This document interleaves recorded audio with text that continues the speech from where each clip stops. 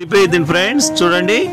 Hi friends, ఈ కోతాన్ని చూడండి ఎలా వెలిగించేసానో, కాలిపోతుందో చూడండి. ఈ కోతానికి ఒక కుర్చీకి సంబంధం ఉంది. అది ఎలానో మీకు ఇప్పుడు చెప్తాను చూడండి ఫ్రెండ్స్.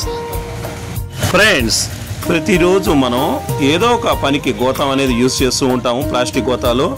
ఆ గోతాలను అయితే మాత్రం మన బౌల్లో తీసుకునేసి దాన్ని బర్న్ చేస్తారు, బాగా బర్న్ చేస్తారు. మొత్తం బర్న్ అయిపోయే విధంగా టోటల్గా బర్న్ అయిపోతుంది.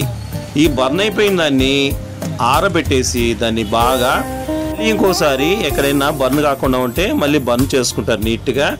దాన్ని ఒక సిలిండర్ కానీ ఏదైనా బరువైన వస్తువుతో బాగా ఫ్లాట్గా చేసుకుంటారు. దాన్ని ఫ్లాట్గా చేసి బాగా ఆరిన తర్వాత దాన్ని ఎండబెట్టేసి దాన్ని బాగా ఒక సుత్తితో పగలగొడతారు. ఇలా పెంకులు అయ్యే విధంగా బాగా పగలగొట్టేస్తారు.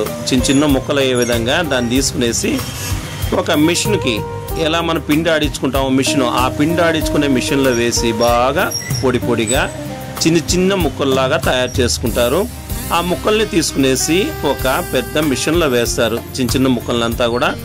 ఆ మిషన్ ఏమవుతుందంటే బాగా హీట్ అయ్యి ఒక కుర్చీ అచ్చులాగా వచ్చేస్తుంది. చూడండి, కుర్చీ వచ్చేసింది కదా. అయితే మాత్రం అందరూ యూజ్ చేస్తాము, కానీ కుర్చీ ఎలా తయారవుతుందో మాత్రం ఎవరికి తెలియదు. చూశారు కదా.